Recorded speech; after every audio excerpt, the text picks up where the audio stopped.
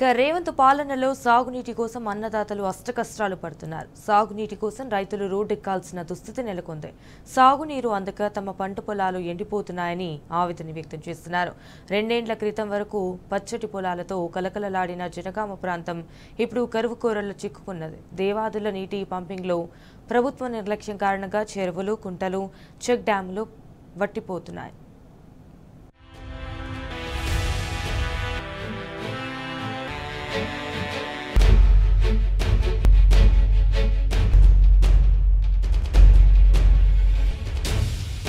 రెండేండ్ల క్రితం వరకు పచ్చటి పొలాలతో కలకలలాడిన జనగామ ప్రాంతం ఇప్పుడు కరువు కోరల్లో చిక్కుకుంది.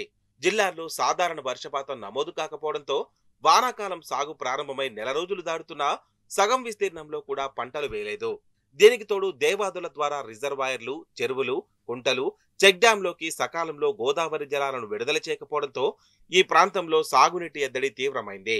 బీఆర్ఎస్ హయాంలో ఎండాకాలంలోనూ నిండు కుండల మత్తళ్లు దూకిన చెరువులు, కుంటల్లో ఇప్పుడు నీటి జాడలే లేవు. బోర్లు వేస్తే 80 అడుగుల లోతులోనే ఉబికి వచ్చే గంగమ్మ ఇప్పుడు ఏకంగా 7.15 మీటర్ల లోతుకు పడిపోయింది. భూగర్భ జలాలు అడుగంటి బోర్లు ఎండిపోతున్న కారణంగా ప్రభుత్వం వెంటనే చెరువులోకి దేవాదుల నీటిని విడుదల చేసి ఆదుకోవాలని డిమాండ్లు వెల్లువెత్తుతున్నాయి.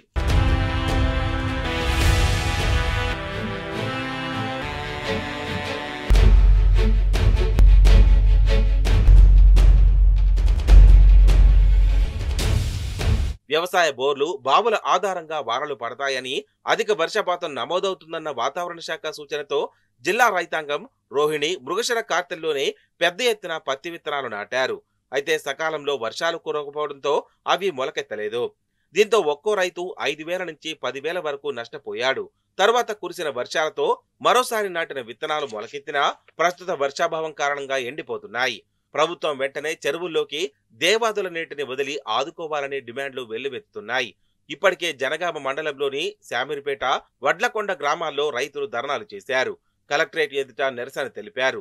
గోదావరి జలాలను సముద్రంలోకి వదులుతున్న రాష్ట్ర ప్రభుత్వం దేవాదుల ప్రాజెక్టు ద్వారా లిఫ్టింగ్ చేసి జనగామ ప్రాంతంలోని 9 రిజర్వాయర్లు, 723 చెరువులు, కుంటలను పూర్తి స్థాయిలో నింపితే భూగర్భ జలాలు పెరిగి బోరు బావుల్లో సమృద్ధిగా నీరు చేరి వ్యవసాయం ముందుకు సాగే పరిస్థితి ఉంటుంది.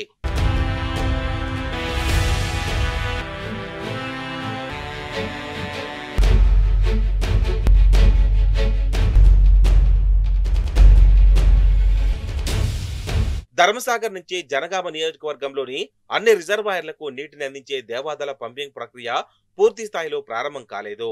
జనగామ ఎమ్మెల్యే పల్లా రాజేశ్వరరెడ్డి ఒత్తిడితో సీజన్ దాటిన నెల రోజుల తర్వాత నామమాత్రంగా తపాస్పల్లికి పంపింగ్ చేసి ఒక్క మోటార్ను ఆన్ చేశారు.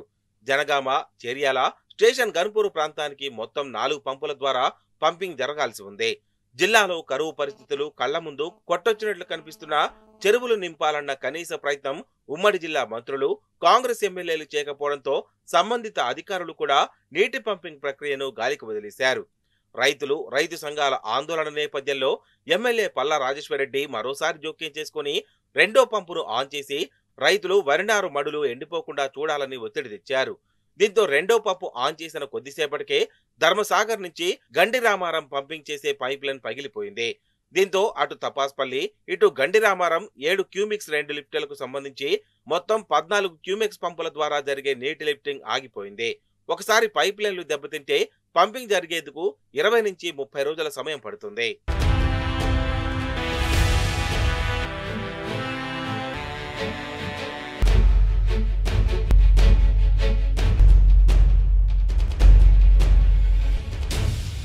వ్యవసాయ శాఖ అంచనా వేసిన మేరకు జనగామ జిల్లాలో మొత్తం అన్ని రకాల పంటలు కలిపి 3,63,104 ఎకరాల్లో సాగు కావాల్సి ఉండగా సగానికంటే తక్కువ అంటే సాధారణ విస్తీర్ణంలో 31.17% అంటే 1,15,166 ఎకరాల్లో మాత్రమే పంటలు వేశారు.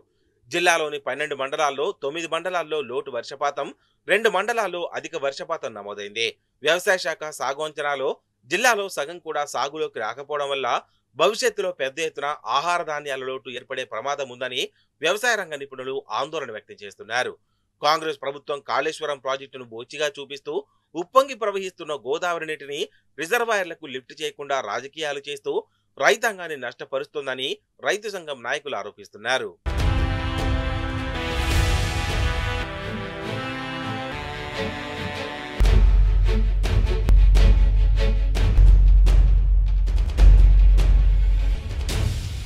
దేవాదుల పంపులు పైపులైన్ల నిర్వహణ లోపంతో ప్రభుత్వం సంబంధిత అధికారుల చర్యలతో రైతులు తీవ్రంగా నష్టపోతున్నారని జనగామ ఎమ్మెల్యే డాక్టర్ పల్లా రాజేశ్వర్ రెడ్డి ఆందోళన వ్యక్తం చేశారు.